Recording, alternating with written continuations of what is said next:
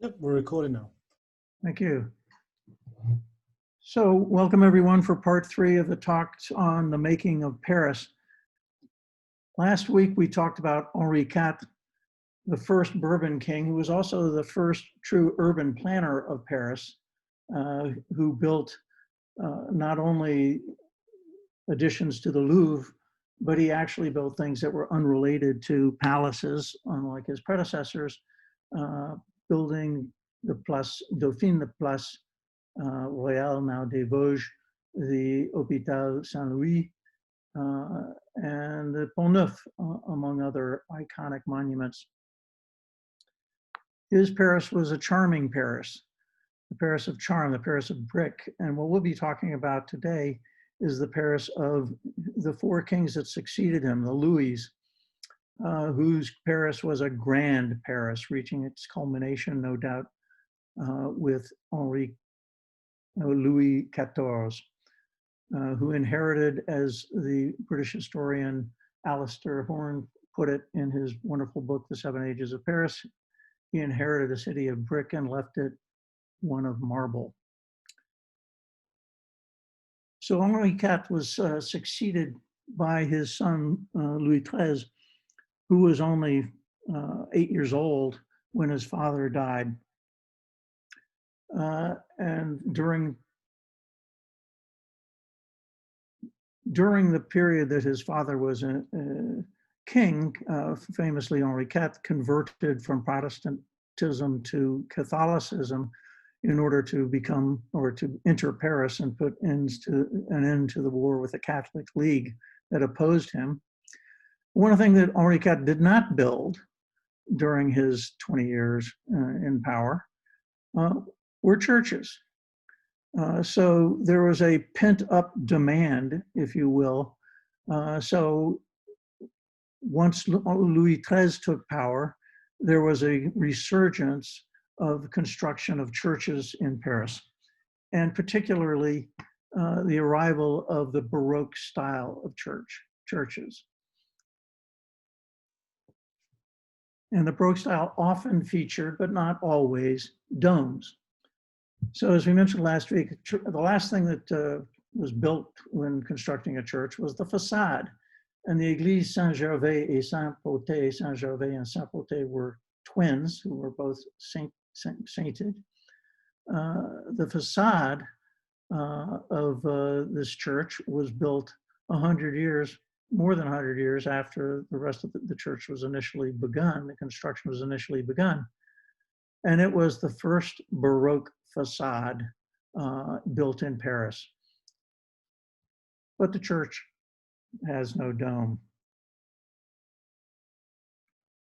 The next church, chronologically, was the Chapelle de la Sorbonne, which was built by one of the Sorbonne's most illustrious students, Cardinal Richelieu, who was the prime minister of Louis XIII. And it features not only a classically or a typical Baroque facade, but it was in fact the first church to have a dome in Paris.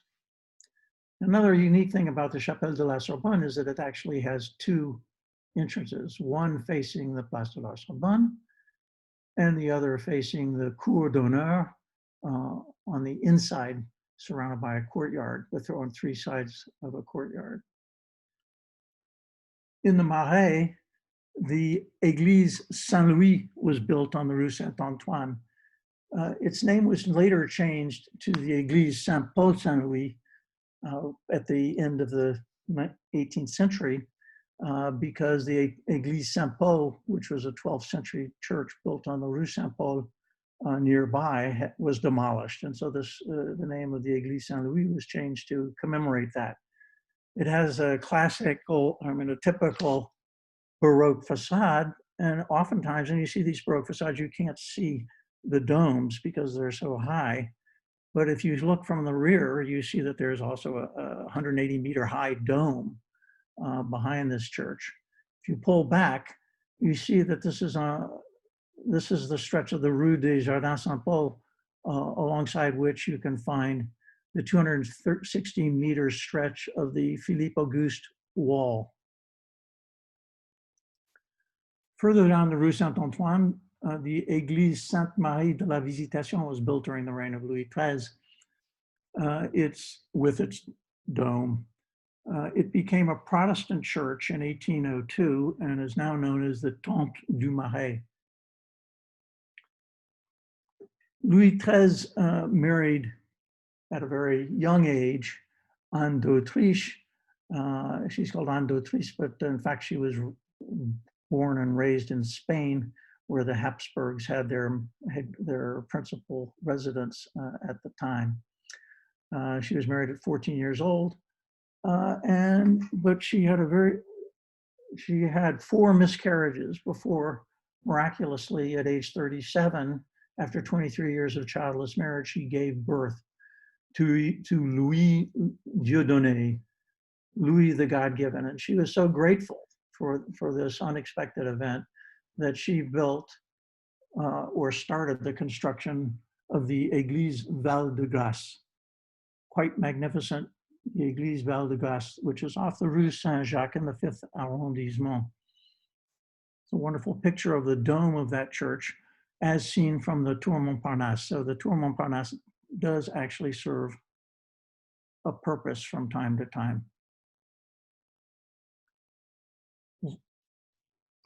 Like all of his predecessors, Louis XIII worked on the Louvre. And you'll recall that, that François Ier built the Lescaut wing back in 1636. And Louis XIII extended it to the north. First, he built the pavilion, now known as called the Pavillon de l'Horloge, now known as the Pavillon Sully. And then north of that, he built, with the aid of architect Jacques Lemercier, a north wing that mirrored the south wing, the Lescaut wing.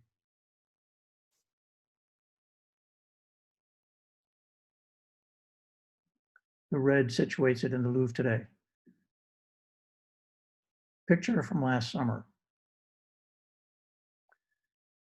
As I mentioned, Louis XIII was fortunate to have Cardinal Richelieu as his chief minister. He was, in fact, the first so-called prime minister in modern terms, which is to say that he actually ran the government of Louis XIII, an extremely shrewd politician, and he was also an extremely shrewd property developer.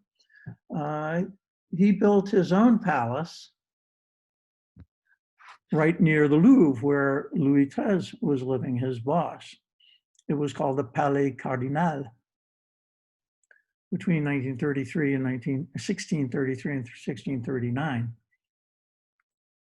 It now serves as the Conseil d'État. This is a picture that showed what the garden originally looked like. And if you look at the back here, you can make out a wall. There was a wall at the back of the garden. It was quite a small garden. But this is what the garden ended up looking like. It's quite a large garden. And this is as a result of Richelieu's property development skills. So the original palace that he built abutted the Philippe Auguste wall right around here. And the first thing Richelieu did was convince Louis XIII to build a new wall a little bit further out here. And Richelieu conveniently, while that was going on, bought all of this property in between the new wall and the old wall. And then, of course, he convinced Louis XIII to demolish the now redundant stretch of the Charles V wall. And this shows you clearly how the Charles V wall literally bisected the garden, the new garden of the Palais Royal, which was demolished, resulting in the immense garden behind the Palais Royal today, Palais Cardinal.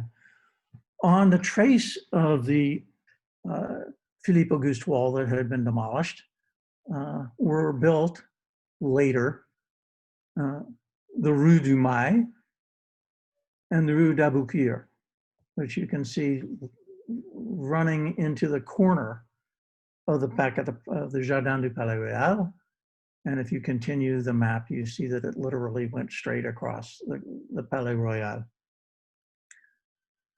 This led to the development of what was known as the Quartier Royal, which was largely done by a promoter named Le Barbier, along with his partner Richelieu.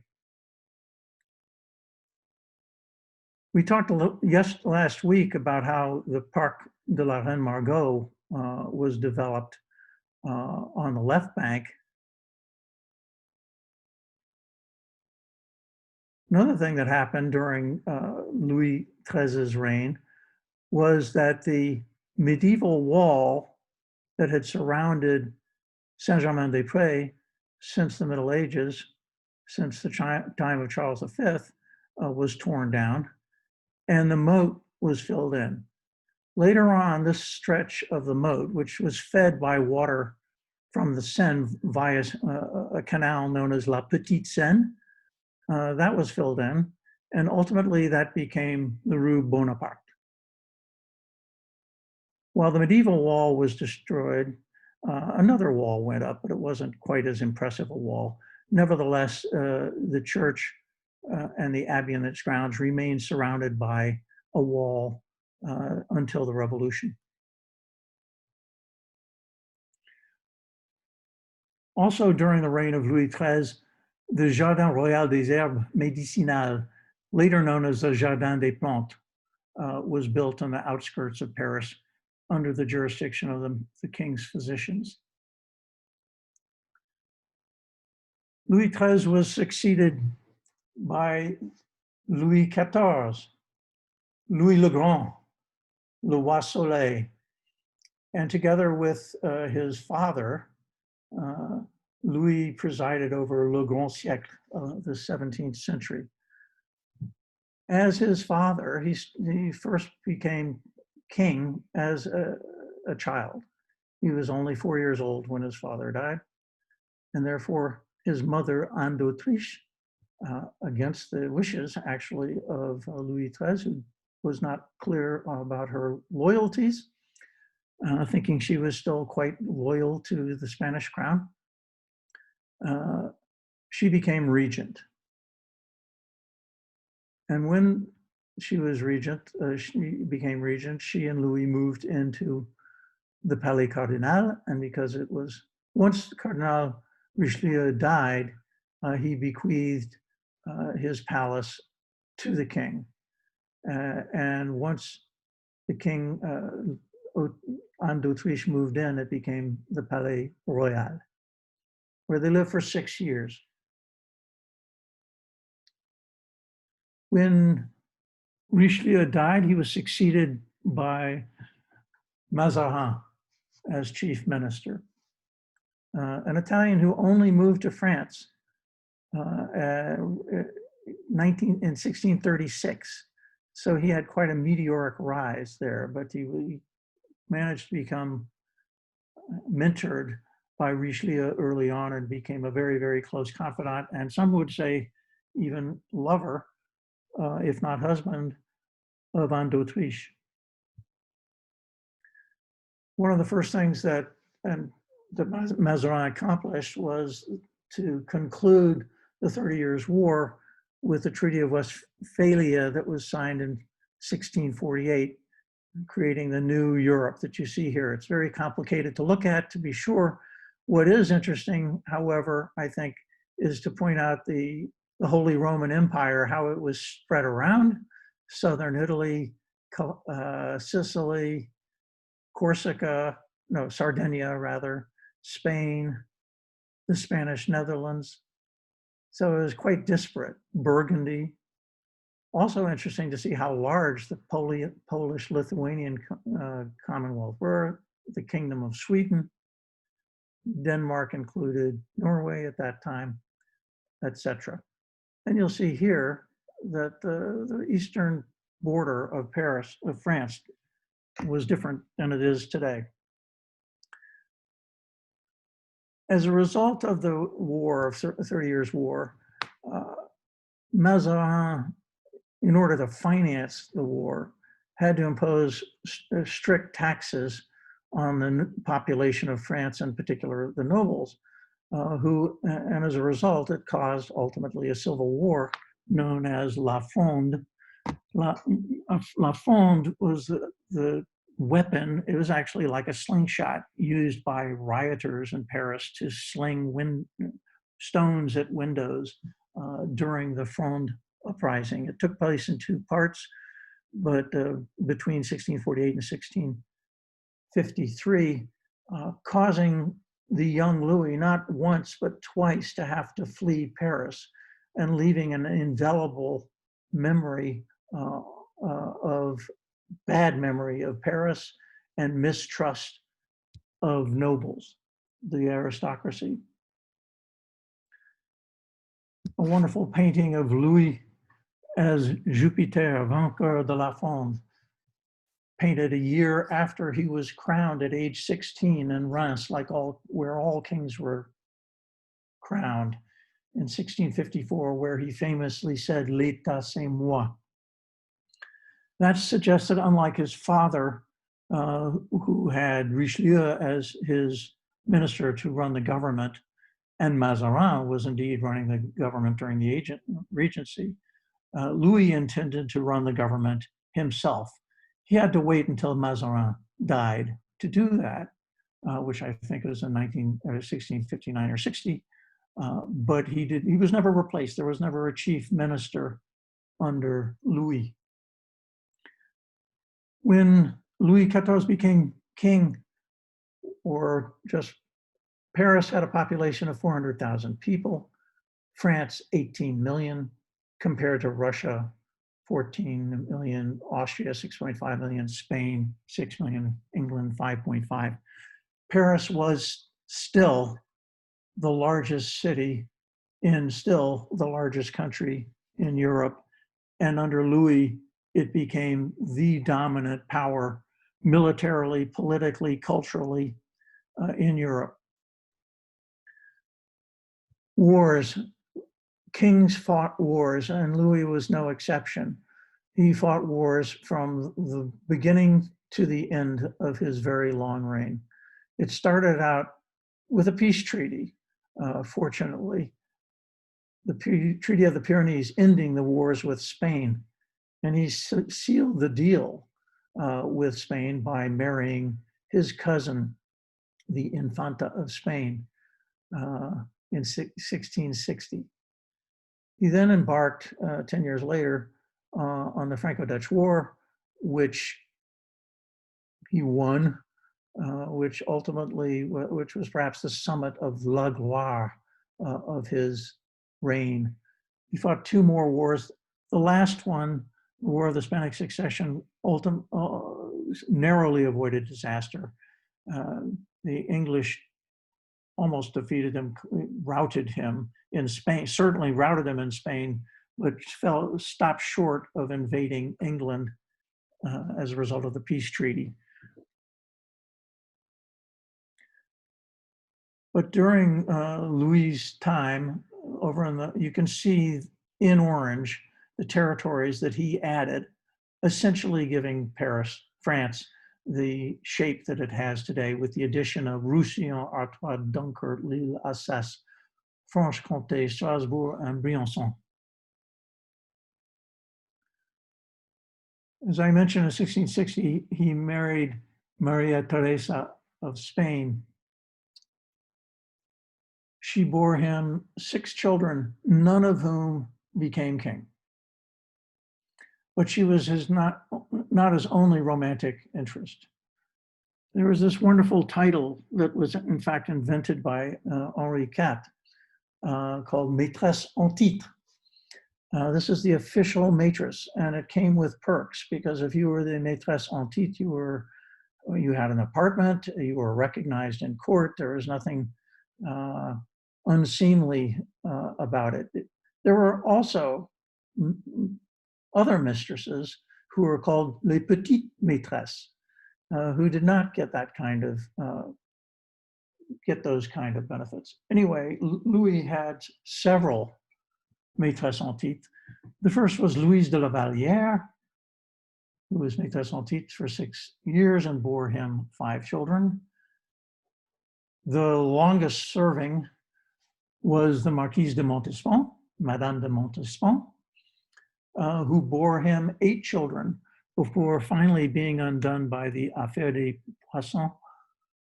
Poisons, which is too complicated to explain, but she was accused of being involved in a conspiracy to poison people in court. There was a brief frolic with Marie-Angélique de Fontanges.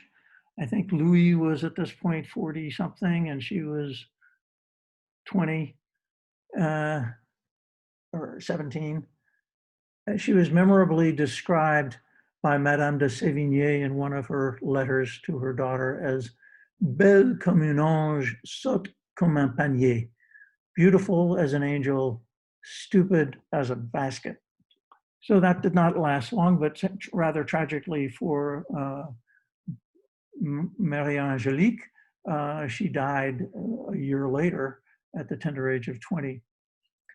And then rather surprisingly, after the next maîtresse en titre was Madame de Maintenon, who had in fact served as the governess of Louis's children with Madame de Montespan.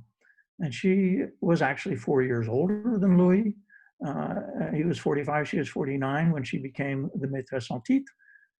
After Marie Theresa, Louis's wife, died in 1683, I believe, it is speculated that Louis married Madame de Maintenon.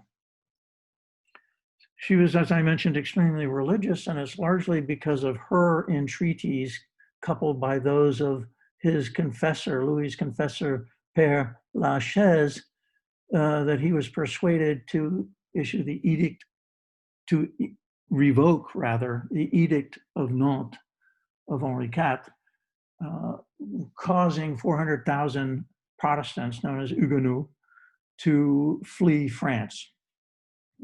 Many for the Netherlands, many for England, and many for the United States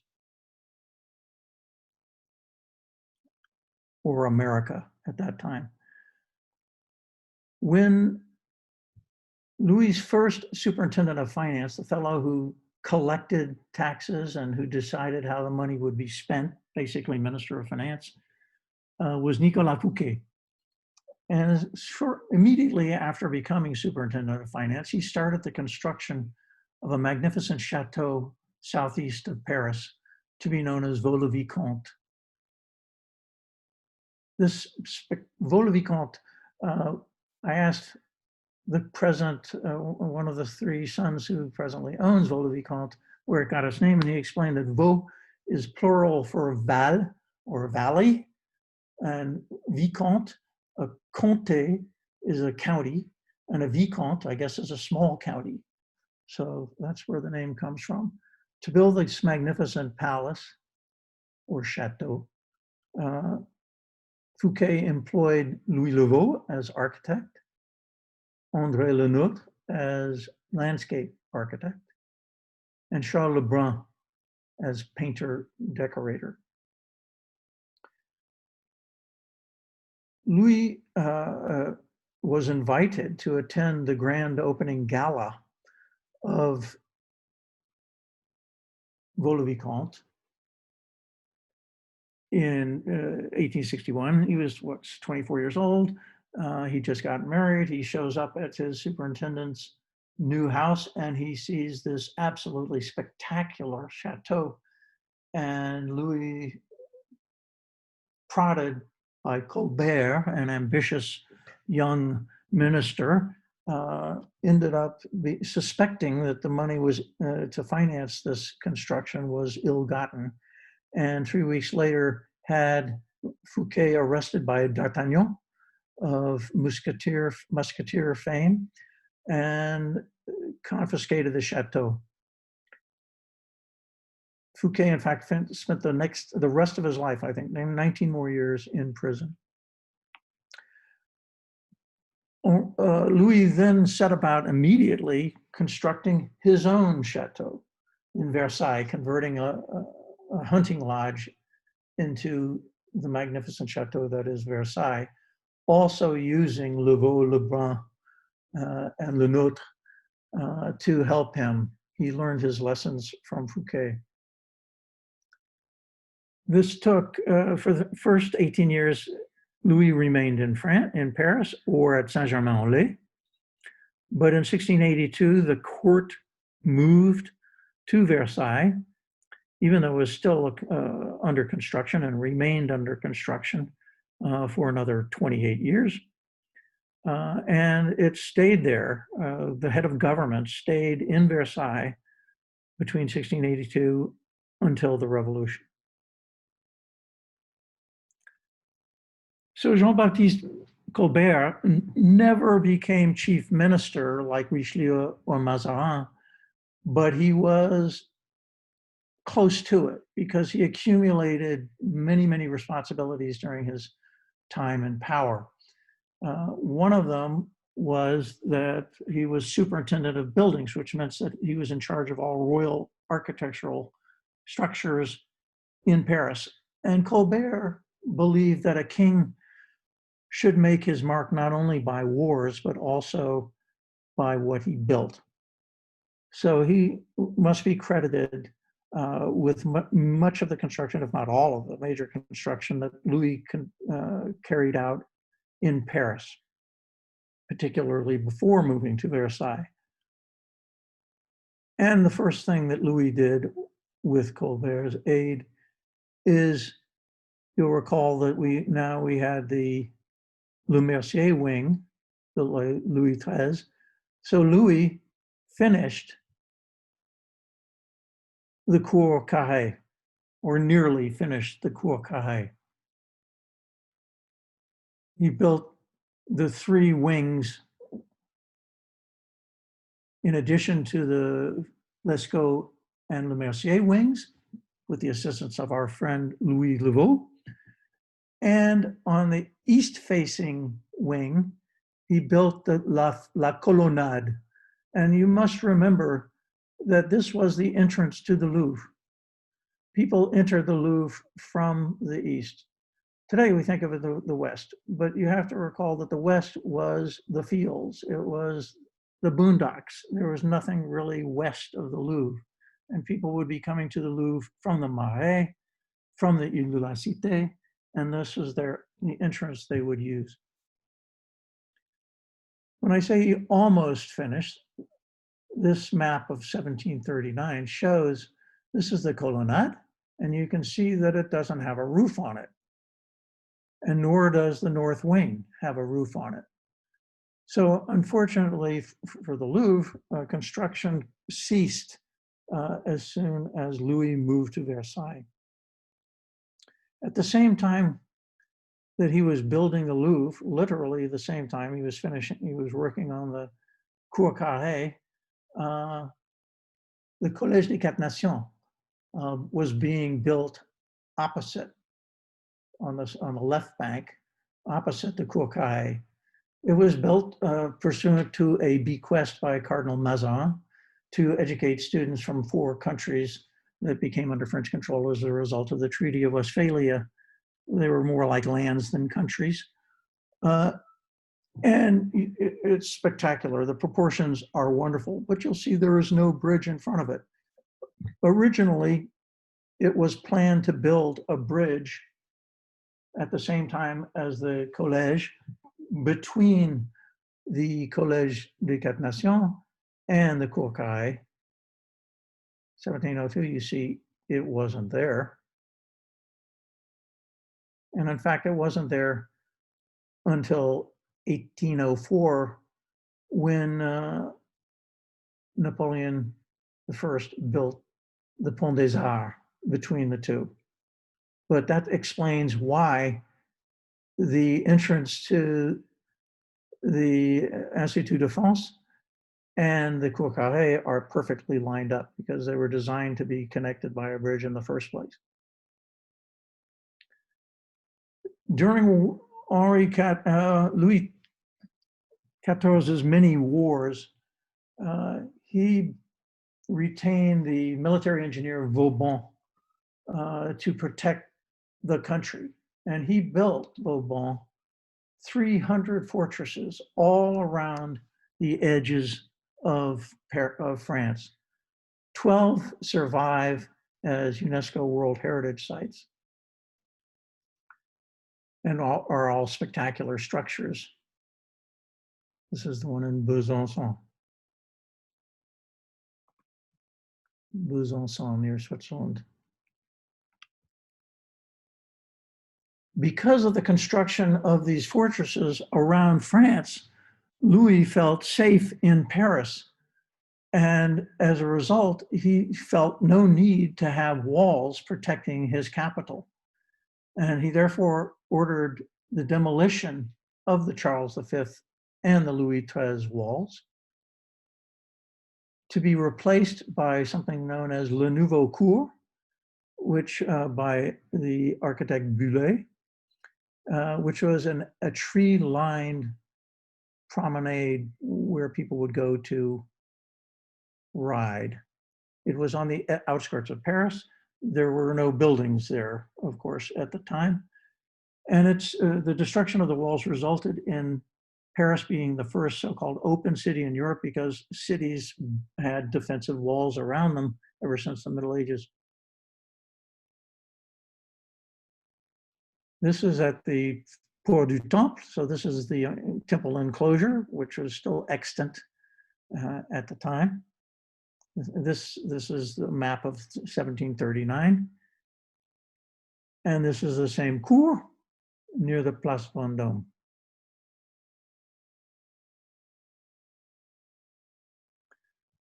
So the Nouveau Cours, you can see it going around Paris where the Charles V and Louis XIII walls went.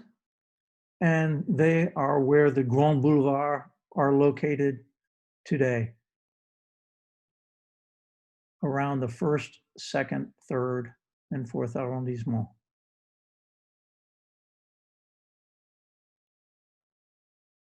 So in the wake of, in the place of the walls, 2 Arc de Triomphe, what are known as monumental Arc de Triomphe, were built at the Porte Saint-Denis, where the Porte Saint-Denis had stood in the Charles V wall. This Arc de Triomphe de la, the Porte Saint-Denis was built in the Charles V wall. The triumphant arch, this triumphant arch was worked purely as a monument to the glory of Ludovico Magno, Louis le Grand. Still stands. And a few blocks to the east, a similar Arc de Triomphe was built at the Porte Saint-Martin, just to mark where the Porte Saint-Martin in the Charles V wall had been, which still stands today. The arrow points to the Charles V wall behind the Tuileries, the Chateau des Tuileries. That, of course, was also demolished. And in that space behind the chateau, Louis XIV held a horse parade, a military horse parade in this area in front of here. This is the courtyard, Cour d'Honneur. This area here was considered the parade ground. And military horse parades were known as a carrousel, hence the name today of the Place du Carrousel. On the other side of the Jardin of the Chateau des Tuileries, Louis gave the task to the landscape architect André Lenotre to redesign the Jardin des Tuileries. This is what the original Jardin des Tuileries looked like. in 1585. And this arrow points to a much smaller Chateau des Tuileries. And this is what the Jardin and Palais des Tuileries look like after Le Nôtre. Much larger, much more classically laid out. You can see too that the Chateau des Tuileries, known sometimes as the Palais des Tuileries, is doubled in size.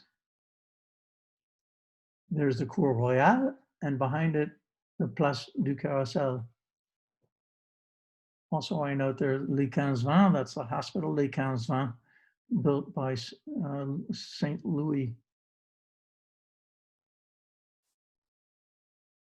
But Le Nôtre did not stop at the garden. He felt that it was important that there be a vista that went beyond the garden, through the fields beyond the garden, up the hill to the top, to the Butte Chaillot. So he laid out the avenue, what was called the Avenue des Tuileries, and which later, much later, would become known as the Avenue des Champs-Élysées.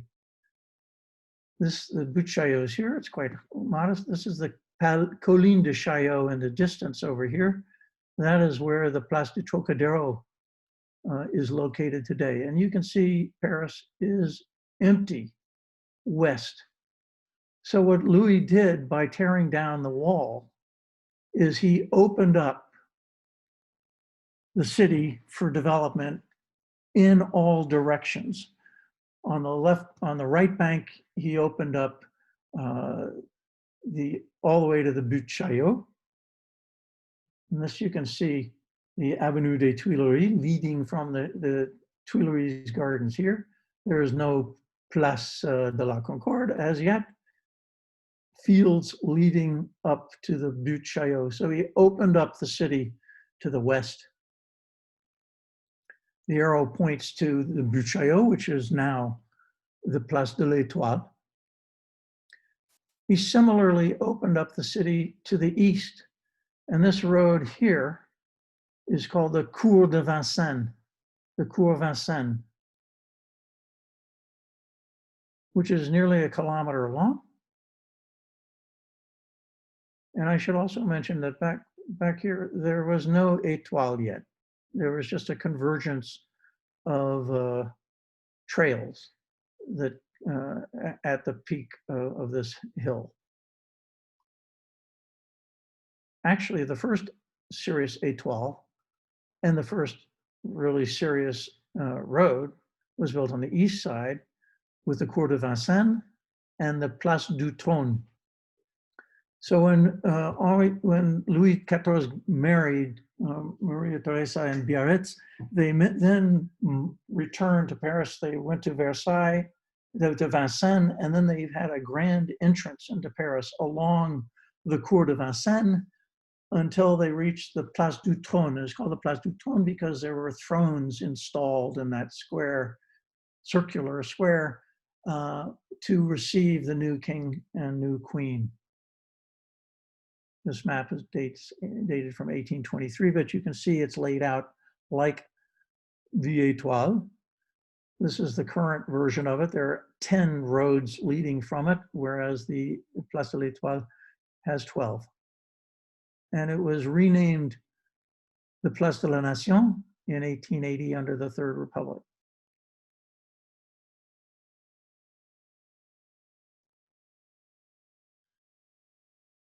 As I said, Louis expanded the city in all directions. So to the south was constructed the Observatoire. The architect was Claude Perrault, the same architect who designed the Colonnade du Louvre.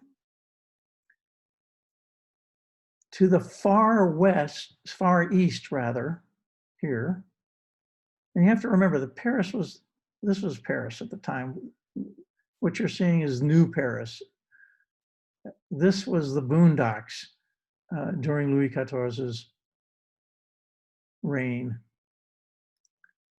He built the Hôpital de la Salpêtrière in the fields to the east of Paris on the left bank.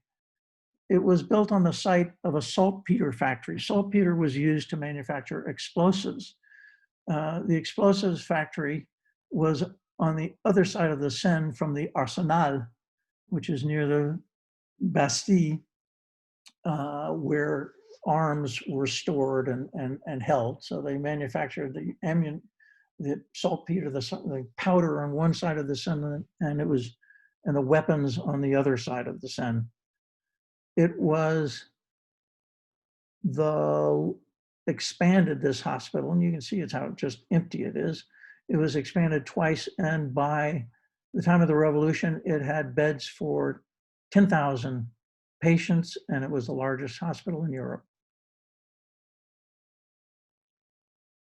A picture of it from the old days, but this is in the early 20th century, showing the elevated metro line going in front of it. The elevated metro line was built on the trace of the Philippe Auguste wall.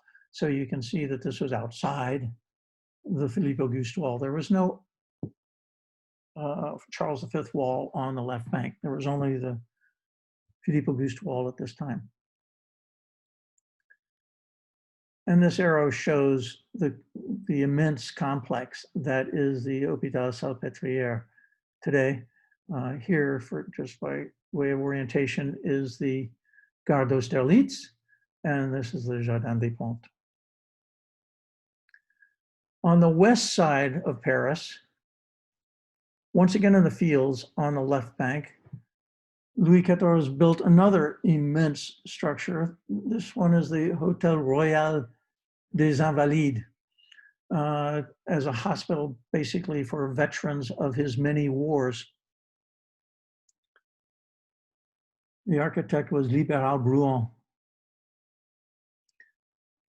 The bottom shows the Cour d'Honneur, which is behind this wing and in front of the Dome Church, which was built later by the architect Jules Ardouin Monsard, who is the great nephew of François Monsard, famous for his roof.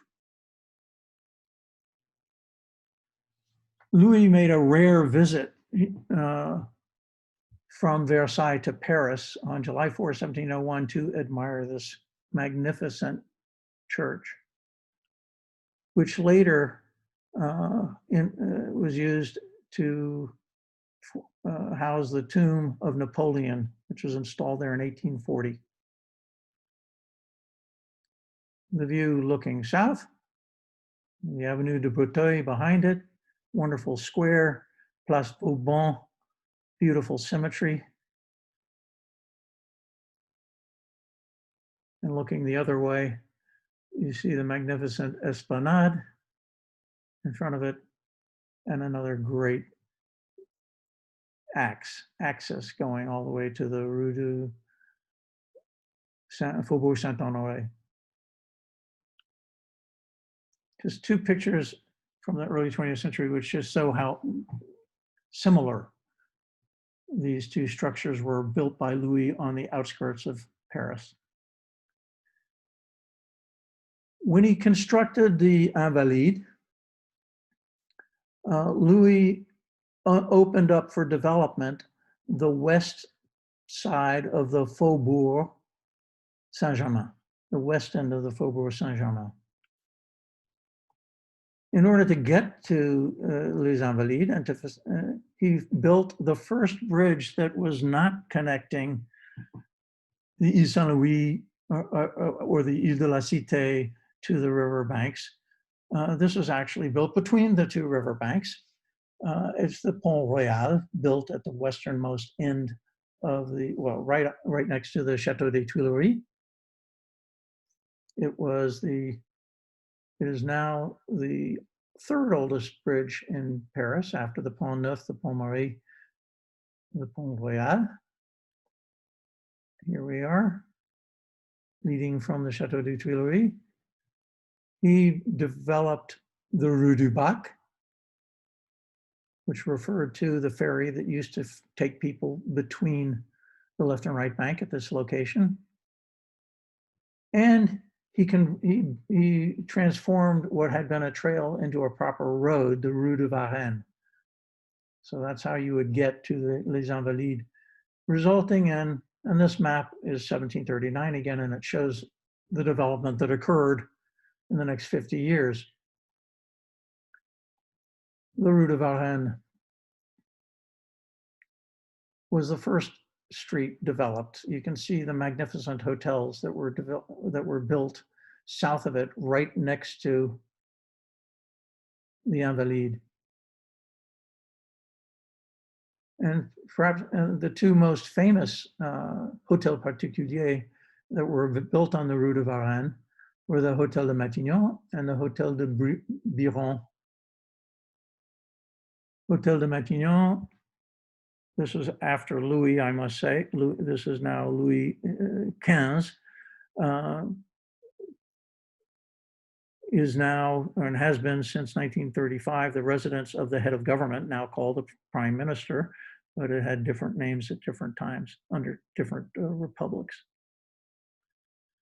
And further down the road, right next to the Invalides, you have the Hôtel du Maine, which follows the classic, all of these follow the classic structure that we discussed last week, which was la séquence Cour, Logis, Jardin, Cour, Logis, Jardin. It's respected in the Saint-Germain area, but the spaces are enormous because it's green fields. They were not constrained like they were in the Marais. They didn't have to build inside the Charles V wall. The Hôtel Biron, the Hôtel de Maine became later known as the Hôtel de Biron because of the subsequent owner's name of Biron, and it became the Musée Rodin in 1919. In the Faubourg Saint-Germain area, over 200 hôtels particuliers were built in the 17th and 18th century. There's still 50 standing, and they're now virtually all government ministries or other government buildings. During the reign of, towards the end of the reign of Louis XIV, two more royal squares were built. The squares were, a royal square meant that there was a statue of the king in the center. The first two royal squares were built by Henri IV, the Place Dauphine and the Place Royale, later Place des Vosges. And the next two were the Place Vendôme and the Place des Victoires. Place Vendôme here, Place des Victoires here, Palais Royal in between them. These both squares were built in the what was called the Quartier Richelieu in today's first arrondissement. The Place des Victoires, architect Jules Ardouin Monsard, has 7 hotels built in an essentially circular fashion.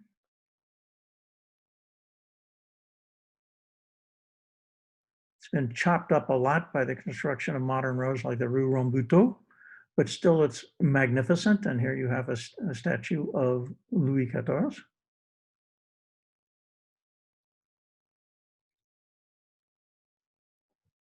Place des Victoires near the back of the Palais Royal.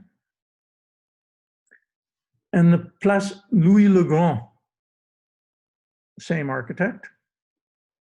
This is looking north at the north side of the Place Louis le Grand, Louis the Great. And behind it is a Capuchin convent. Paris, as I have said many times, is surrounded by convents and monasteries. And here you have Montmartre up here with the windmills. Pull back a little bit, back a little more. It was known as Louis le Grand, but also early on was known as Place Vendôme, as well as other names, Place Conquête des Piques during the Revolution, it was called the Place des Piques, and the Place Internationale, before finally settling on Place Vendôme, which was its second name after Place Louis le Grand. There were also the last of the great hôtels particuliers were built in the Marais at the very end of Louis XIV's reign. There's the Hôtel Beauvais, which is on the Rue François Mitterrand. It's got a very strange shape, but it's the lot that it squeezed onto is very ill shaped. Nevertheless, the inside is a study of harmony in its oval courtyard. What's behind the courtyard is not so harmonious. It's now the Cour administrative d'appel. So many of the grand hôtels particuliers are now government owned and run because only the government could afford to restore them. The very large and magnificent Hôtel Salé was built during this period. It was known as the Hôtel Salé because the man who built it was a tax farmer, as it was called. He paid the government a lump sum, Louis a lump sum, in order to be able to charge tax on salt in France. And salt was a very prized preservative and adder of flavor. So he made a lot of money on this tax, the gabelle, much of which he spent on this magnificent hotel, giving it the name Hôtel Salé, which means not only salted, but it also is a argot for expensive. Nearby, the magnificent Hôtel de Soubise was built. This is off of the Rue des Francs-Bourgeois, with a wall on again, a wall, cour, logis. Okay. Yeah, you don't have to worry about that. Just. Oh my, hello. Because all those folks have to be watched and taken care of. So, okay. Yeah. So the musée, this is now, the Hôtel de Soubise is now the Musée des Archives Nationales. Next to it was built at the same time by the same architect, the Hôtel de Rohan.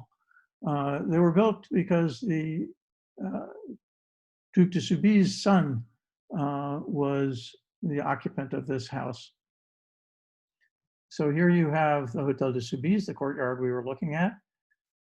And this is the Hôtel de Rohan, and they shared a common garden. So it wasn't, the séquence deviated here. It was cour, logis, jardin. It wasn't behind, it was next to. Although for the Hôtel de Strasbourg, later known as the Hôtel de Rohan, it did follow cour, logis, jardin. This is a magnificent place to visit. It's under construction at the moment. All these hôtels particuliers along here are being restored. So this garden was closed last summer, probably still is. It's one of the true havens in Paris. Louis XIV finally died in 1715. He lived too long because the last 15 years of his reign were really catastrophic in terms of the War of Spanish Succession. He drained the treasuries, the treasury of the country, putting the country under stress. He reigned for 72 years, which is fairly staggering. To put it in perspective, Queen Elizabeth II has reigned for 68 years. So at a time when the life expectancy was probably 40 years, something like that, 2 generations of Frenchmen knew no other king than Louis XIV. His influence on France was unprecedented and extraordinary. He was succeeded not by his son, not by his grandson, both of whom had died of measles and smallpox in the 4 years preceding Louis XIV's death, but by his great-grandson, Louis XV, who was 5 years old, 4 years old, like Louis, when he became king. And so for the 3rd time in a row, we had a regent in charge. He presided also, because he was so young when he became king, over a very, very long reign of 49 years. We've now moved into the siècle, from the Le Grand Siècle to the Siècle des Lumières. Siècle des Lumières is translated as the Enlightenment, the century of the Enlightenment. Arguably, many people consider that the Enlightenment began with the René Descartes and his Discours sur la méthode, way back under Louis XIII. But there's no doubt that it really gained momentum during the 18th century with the likes of Montesquieu, Voltaire, Rousseau, Diderot, and his famous encyclopédie, not pédia, all of whom lived and died in this century. So Louis XV, like other kings, fought wars, not successfully. The 7 Years' War, he lost Canada, Mississippi, and India to Britain. But closer to home, he did add Lorraine in purple and Corsica to France. And one of the most dramatic things that happened during his reign, for me, is that the Prévôt des Marchands, Monsieur Turgot, commissioned the engineer Bretez, the cartographer Bretez, to draw a plan of Paris. And this is a bird's eye view of Paris.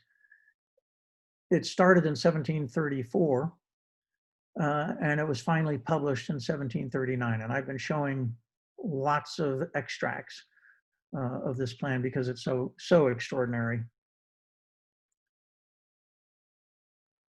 So one of the first things he did, and this is an extract of that plan, one of the first things that Louis XV did was to finish the job of his great-grandfather and roof the colonnade in the north wing of the Cour Carrée, finished the Cour Carrée. And he built the Place Louis XV, which was the fifth and last royal square built in Paris, now known as the Place de la Concorde. So here we have the Tuileries, here we have the Place Louis XV, without, of course, the obelisk and without a bridge leading to the left bank. It was next to the Champs-Élysées, which were fields. Across from the Place de la, Louis XV was constructed by the Duchesse de Bourbon, the legitimized daughter of Louis XIV and Madame de Montespan, the Palais Bourbon. And her lover built the Hôtel de Lassay nearby, both of which, this is the Assemblée Nationale. This is now the Assemblée Nationale. And the head of the Assemblée Nationale resides in the Hôtel de Lassay. Can't remember the name of the fellow who last occupied it, but he was forced to resign last summer.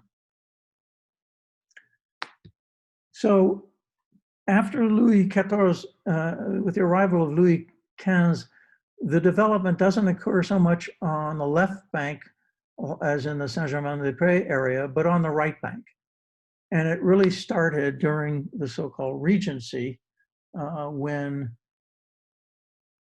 Louis XV was living in the Tuileries, and the Quartier Saint-Honoré was developed.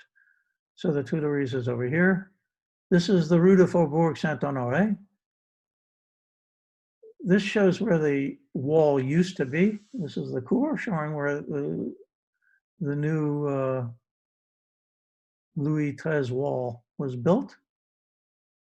And this is where you go from being the Rue Saint-Honoré, you pass through the wall, you're now on the Rue de Faubourg Saint-Honoré, out here. And this area was developed. As you can see, this is a 1739 map. And in the middle of all these fields, this stretch was developed with hotel particuliers that were at least on the scale of the ones on the Rue de Varenne we just saw. Louis XV also had some famous mistresses. Jean de Poisson, Madame de Pompadour, had the wonderful title of maîtresse en titre. I love that. And apparently she was quite an impressive and influential woman. And she resided in the Hôtel d'Evreux at the western end of the Rue de Faubourg Saint-Honoré, which became the Palais de l'Élysée, where the president of the French Republic lives today and has since 1873. The courtyard, the logis, the jardin. This is quite an illustrious street, the Rue de Faubourg Saint-Honoré, as you can see from the residence along those magnificent hôtels particuliers. The arrow is pointing to the Élysée. This is the Place de Rond-Point, that's the Étoile and the Arc de Triomphe up here, Champs-Élysées. Just to mention her name, after Madame de Pompadour, the next and last maîtresse en titre was Madame du Barry, who was the king's mistress until his death. And just to mention that she actually was beheaded during the terror in 1793. So in terms of structures that Louis XIII built himself, he built the École Militaire even further west on the left bank than the Hôtel des Invalides. This is looking at it, and behind it you have the Champ de Mars, where the military parade grounds, built by the architect Henri-Jacques Gabriel, the same one who did the Place Louis XV. And this arrow points to the École Militaire, the Champ de Mars. And over here you have the Invalides and the Esplanade des Invalides. So this actually, the École Militaire is bigger. And the Champ de Mars is bigger than the Invalides and the Esplanade. Also during his reign, the Église Saint-Sulpice was finished. Again, churches took forever to build. This took 100 years to finish. As always, the facade was last.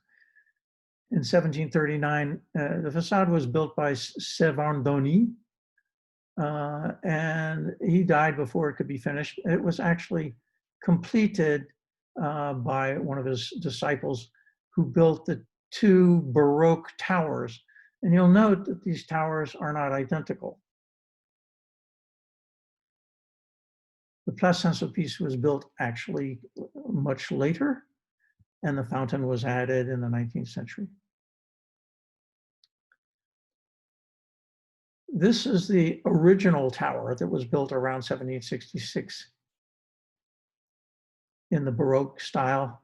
It was deemed to be unworthy, and so a new tower was built on the North Tower in a more classical style. And the intention was to rebuild and replace the 1766 tower, but the revolution came along and it never happened, which is why these towers are mismatched even today. Louis XV built the Pantheon, started the Pantheon, which was finished by Louis XVI. It was originally intended to be in the Église Sainte-Geneviève. It had switched back from being a sepulchre for the great men and women, later women of France, and being a church. The view from Tour Montparnasse of its magnificent dome, recently restored, with Jussieu behind it. It stands where the Roman Forum once stood, at the top of the Montagne Sainte-Geneviève.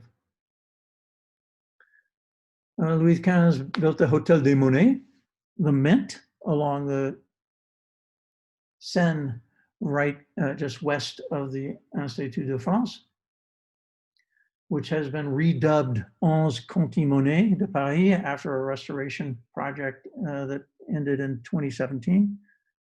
Features lots of exhibition space, very interesting to go see the courtyards.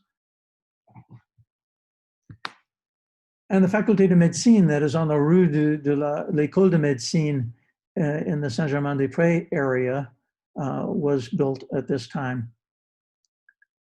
Across the street, on the other side of the Boulevard Saint-Germain, in 1776 was built the Cour de Commerce Saint-André with shops, and famously it had Le Procope, one of the earliest coffee houses in Paris, Café, which of course still exists today. So Louis XVI did not have a regent. He actually was able to take power immediately. Unfortunately, he was a very indecisive fellow.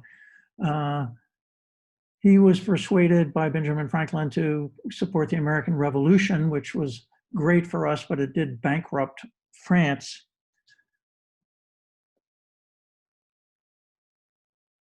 And on top of that, there were poor harvests, which made things very difficult for peasants who depended on bread to eat. Peasants back in the day ate, according to an article I read, 3 pounds of bread a day and spent half of their earnings on it. So bread was not just something you ate with the meal, it was the meal. So Louis XVI married Marie Antoinette when they were both very young. She was 15. Took a while, but they ended up having 4 children. In terms of architecture in Paris, Louis XVI was responsible for building the wonderful facade of the Palais de Justice, as well as the gate in front of it, on the Ile de la Cité, next to the Conciergerie. This is the Sainte-Chapelle on the left. And another very interesting development that occurred is this is the Hôtel de Condé, a wonderful hotel particulier, with a logis and a vast garden here. This is the Palais de Luxembourg on the right corner. Well, this area, Louis XIV gets credit for it. He bought the Hôtel de Condé, or developers, sorry, bought the Hôtel de Condé, tore it down, and this is where the Théâtre de l'Odéon is, where the circle is, and he built a road leading to it called the Rue de l'Odéon. It was first called the Théâtre de la Comédie Française, or the Théâtre Français, with a wonderful Square de l'Odéon in front of it. It actually burned down not once but twice, was both rebuilt in 1808 and 1819 and called the Théâtre de l'Odéon. Since 1990, it's been called the Théâtre de l'Europe. Same period, the Hôtel de Salm was built as a private residence by call from 5614886. as a private residence for the Duc de Salm, Frederic de Salm, and it's now, since 1804, Napoleon I converted it into the Palais de la Légion d'honneur. The Pont Louis XVI was built later renamed the Pont de la Concorde, showing the location of the Pont de la Concorde and the Hôtel de Selme, Palais de la Légion d'Honneur, right next to the Musée d'Orsay. We're closing in on the end here. Several very exciting things happened at the end of Louis XVI's reign. One is the Palais Royal, magnificent Palais Royal, which had a great garden with buildings around it. But the Duc d'Orléans, who was the owner of the Palais Royal, was in need of funds. So he rebuilt the Palais Royal as you see it here, with the aid of the architect Louis Victor. What did he build? Well, the three things that he added, which were all iconic, was the arcades that go all the way around three sides of the garden. The Galerie de Bois, this is the Galerie de Bois here. And the appartements, because above the arcades were apartments. Apartments were something new in Paris. This was the first so-called hotel, immeubles d'appartement were built here, which became the preferred living space in the 19th century, particularly under Haussmann. So this is an idea of what the Galerie du Bois looked like, a shopping space, which was a precursor of the Passage Couvert that were built around the Grand Boulevard during the first half of the 19th century that we'll talk about next week. And these wonderful arcades, which inspired not only the Rue des Colonnades, but also, of course, the arcades all along a kilometer of the Rue de Rivoli. The Théâtre de la Comédie Française was added on to this structure just after the construction of the garden and its surrounding buildings. And it was the new Théâtre de la Comédie Française because there had been a scission during the Revolution between those who were faithful to the revolution, the actors who were faithful to the revolutions, and those who were royalists. And the royalists stayed at the Théâtre de l'Odéon, and the revolutionaries moved to this Théâtre de la Comédie Française. This is one of the great havens of Paris, the Jardin du Palais Royal. Among its most famous residents was the author Colette, and it's still a magnificent haven within Paris today.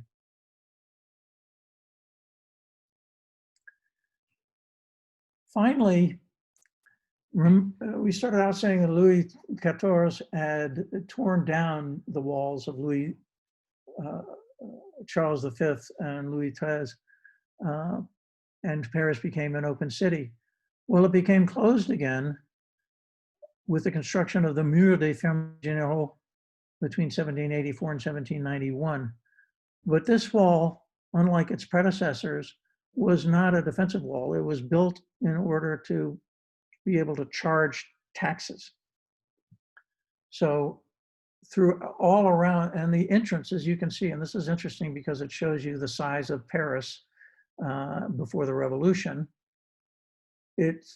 The main entrances were at the Étoile and the Place de la Nation that we talked about, that Louis XIV had kind of laid out. That was Paris at that time. And the southern entrance was at Denfert-Rochereau.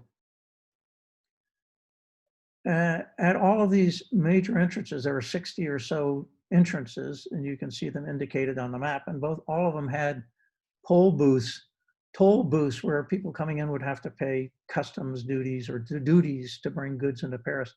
Some of them were quite grand, and they were known as barrières, and these are the barrières de l'Étoile, looking down the Champs-Élysées towards the Louvre, and you can see these two impressive structures. That's one of them close up, a photograph. This is the Barrière du Parc Monceau that's still standing. and the Barrière de la Villette at the end of the Bassin de la Villette in the 19th arrondissement. Out of focus, it's still standing.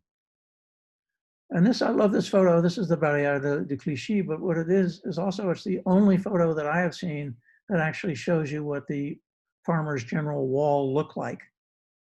It was 15 feet high, it was 1 meter thick. So it was not an impressive structure. All of this, after Louis XIV, things went downhill dramatically. The decadence of Louis XV, monarchy became more and more out of touch as they were sequestered in Versailles, out of touch with the people. And Louis was totally incapable of making any reforms to respond to their needs, ultimately resulting in the revolution, which started with the taking of the Bastille on the 14 juillet 1989.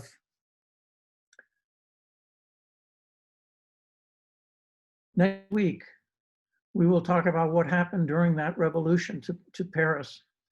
And there were some fundamental things that happened during that 10-year period.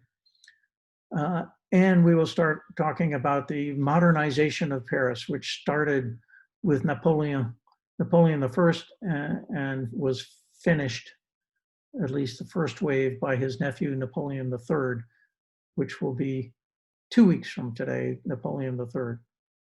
Thank you very much. Thanks, Russell. Thank you very much. Thank you, Russell. Women, 2 questions. Yes. Right, so the first question is, when were the embankments along the River Seine built? Would you please repeat that? When were the embankments along the River Seine built? Okay. So that is a very interesting question. It took place over. I asked that. Well, good question. Who's that? Sorry, I didn't mean to unmute. It's Paul. Oh, hi, Paul. It took place. The earliest embankments were built by Philippe le Bel around 1300 along the Quai des Grands Augustins. That is the earliest ones that were built. And the latest ones that were built, I believe, were in the middle of the, Napoleon built a lot. And I think they were finished off sometime in the middle of the 19th century. So it was a very gradual process with stretches being built at different times by different kings. So Napoleon, for example, I might touch upon this, Napoleon I, he built a long stretch all the way from the Pont de la Concorde to the Pont de l'Alma, or maybe even to the Pont d'Iéna. So he finished it off, I believe, but maybe a little bit was built even after him. Oh, So, do you want to ask your other question that you put into the chat? Paul, you have a second question? Yeah, and that was these hundreds of hôtels particuliers. Where did the money come from? Fouquet was imprisoned for 19 years for misusing public funds. Where did the owners of these hôtels particuliers get their money? Well, a lot of them, particularly the ones during the Louis XIV period, which once again was a 72-year period, or anyway, let's say the last 50 years of it. He funded a lot of his wars by borrowing. And a lot of the people who lent him money were called, the French word was financier. So when we talk about financiers in English, it's just the French word financier. And the financier would lend the king money at steep interest rates, and they made a lot of money that way. The second way that they made a lot of money was also related to raising funds for the